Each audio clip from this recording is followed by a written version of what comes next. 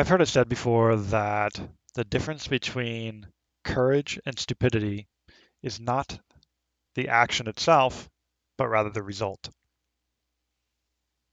The difference between courage and stupidity is not the action, but the result. It's the hindsight. It's the after it is done and you look back, was that stupid or was that courageous?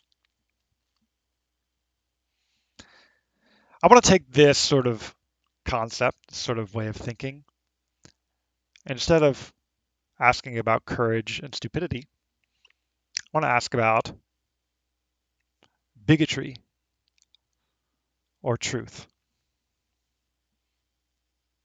Could it be that the difference between being a bigot and defending the truth is not the action itself? It's rather the hindsight. It's rather the result after the action. Bigotry is the key word here. Bigotry is the word that's been swirling my mind. Let's make a video on it. I gotta say, being able to talk about these things and have the outlet, it's been pretty nice. It's been pretty nice, and I'm glad that you guys are with me on this journey.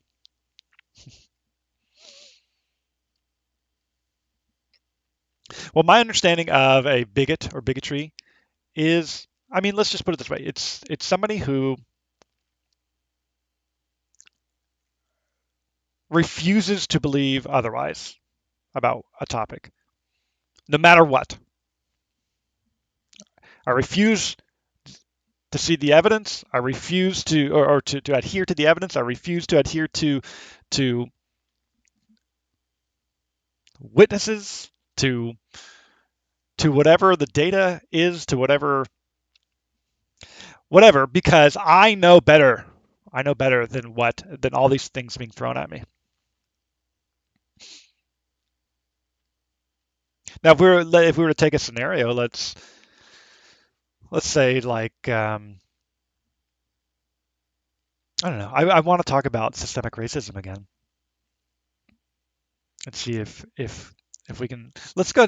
I mean, I'm trying to find more topics to test things with, but let's go ahead and do systemic racism again. And let's say that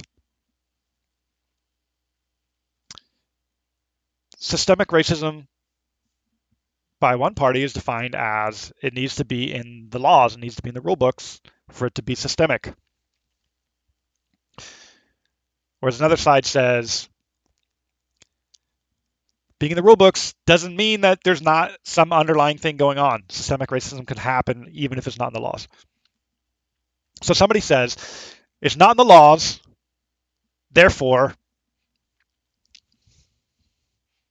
there is no systemic racism or oppression, systemic oppression. All right, here's where the battle happens. Is such a person being bigoted? Or are they defending truth? This is an interesting topic, interesting way of looking at it, because none of us can decide that right now. The only way we can decide that is hindsight. The only way we can decide that is if systemic racism, the definition, is universally established. And of course, the person who wants to say it's not in the rule book can look at the definitions that are out there right now and say, boom, see, look, I'm not being bigoted. I'm just defending truth. You're the one being bigoted because it says nowhere in the definitions out there, in the legitimate definitions of Webster or Oxford or something, does it say that. So I'm the one defending truth. But the other side could say, no, I'm the one defending truth because there's more than just what this definition says. The more than just what, Webster, who was, well, what if we took it in this direction? Webster, who was written by a bunch of white people who decided this is what the definition is going to be. There's more to the story. Okay, open your eyes. Now, I don't know if Webster was written by a bunch of white people, but I can imagine an argument like that happening. So the interesting thing here is one side is being bigoted and one side is defending the truth, but we don't know which side yet. And both sides are going to have every explanation as to why they are the one defending the truth and the other side is being bigoted. And you know what I find? This is an interesting thought. The true result of who is being bigoted and who is defending the truth, the true result comes down to who's going to win the war. If you see my other videos, you've seen that I've mentioned the phrase of we don't fight over good and evil, we fight over the definition of good and evil. Nobody's out there trying to inflict evil. If there is a strong enough movement happening, it's because people believe that movement is good. And if there is an opposition to that movement big enough so that there's another movement as big to collide, it's not because they want to inflict evil, it's because they think their definition is good. Now, I'm not certainly not thinking, advocating, or even in any way saying there should be an actual physical war over systemic racism or a civil war or anything like that over what's going on. It's not where this is going. But maybe it's a mental war. Who gets to write the next? Who gets to rewrite the definitions? Who gets to modify the definitions? Who gets to enhance the definitions? Language gets enhanced over time, does it not? Language gets more, I guess, challenges over time to need to clarify itself more. I mean, if we look at a dictionary from, when did the dictionary even start?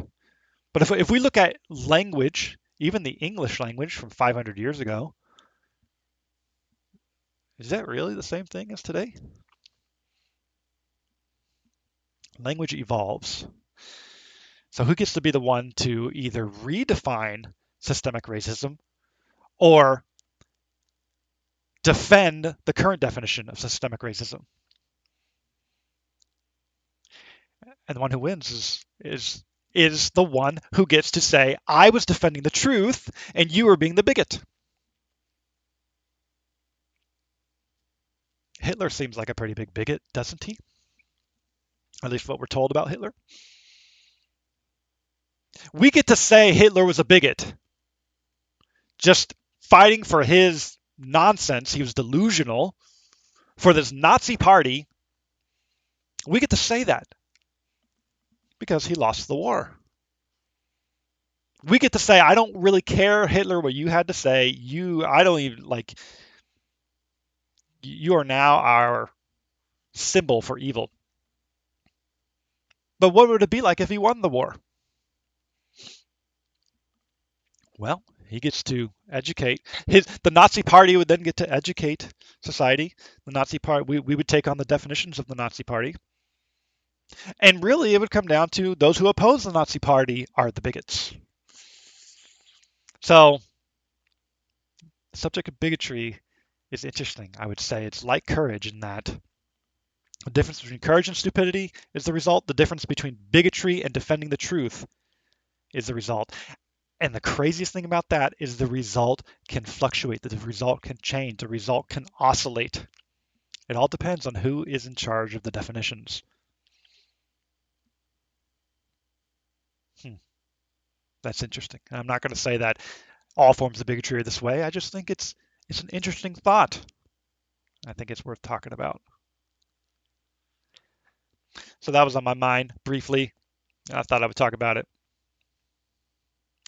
We'll see what topic I can think of next. Thanks for watching. We'll catch you next time.